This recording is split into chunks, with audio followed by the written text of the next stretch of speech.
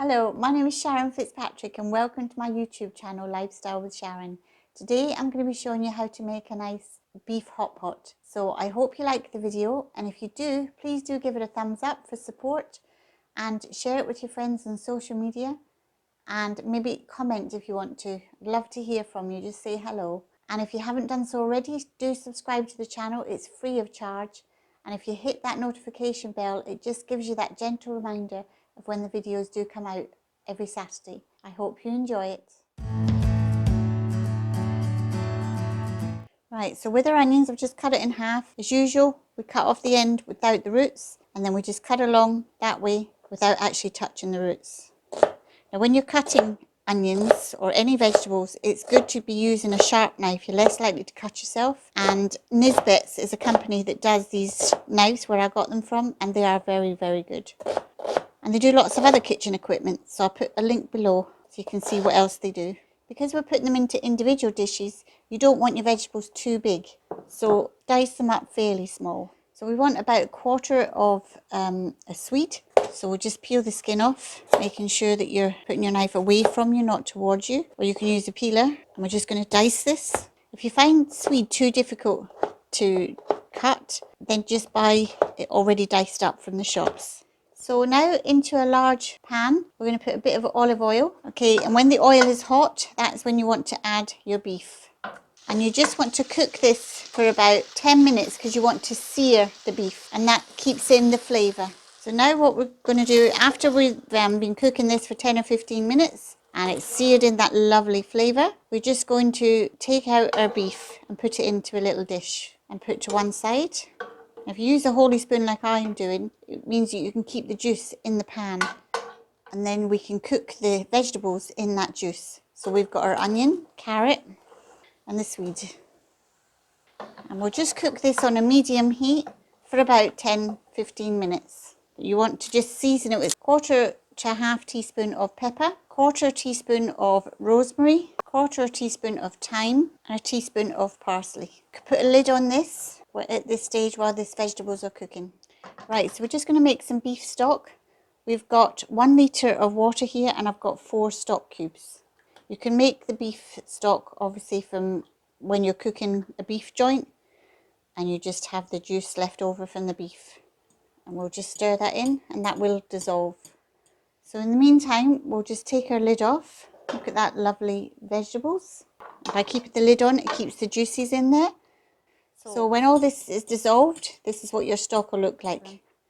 Right, so into these vegetables, we're going to add a tablespoon of flour and just mix it around. All this beautiful flavour sealed in this pan between the vegetables and the herbs and the meat juice. So that will soak up all the moisture. And then at that stage, after you've cooked the flour in for about a minute, we're going to add our stock.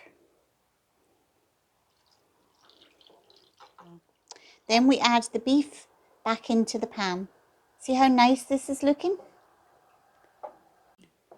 So I just brought that back up to the boil for a minute, and then as you can see, I've turned it down, and this is the thickness of the juice at this point. And we're going to add that into our individual little dishes. Okay, so we're just going to ladle out some of this into our dishes.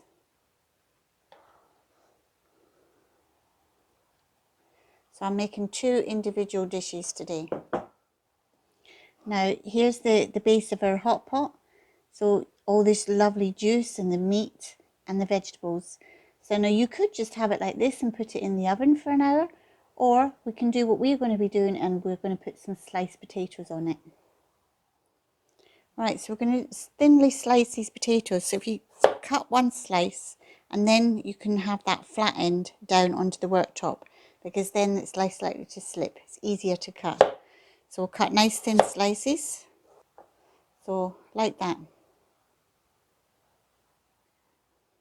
So we're going to place these nice thinly sliced potatoes on the top and just spread them around. Now you don't have to be doing individual dishes like this, like I'm doing. You can do one big dish, but I'm just showing you an individual one today. So here are the two dishes that we're just about to put in the oven. So that's what they look like before, and I'll show you when we take them out of the oven what they look like. Okay, as you can see, this is what it looks like when it comes out of the oven. Doesn't that look delicious? And the juice has kind of come up to the top and onto the potatoes. It's delicious. So I'm just going to serve this up. So I'm going to put this on a plate.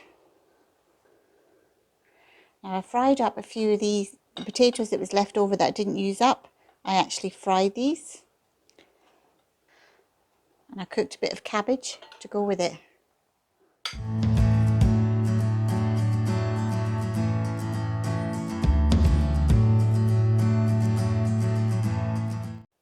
Okay, so now I'm just going to get tucked into this. So I'll just dish a little bit up with a spoon so you can see what it's like.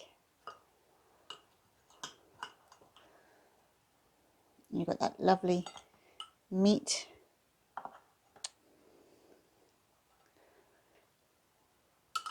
Oh, look at that. Gorgeous. I'm so looking forward to this. This is roasting hot, so I'll have to be very careful. I've got a bit of everything here. Nice bit of potato, the meat, the carrot and the swede.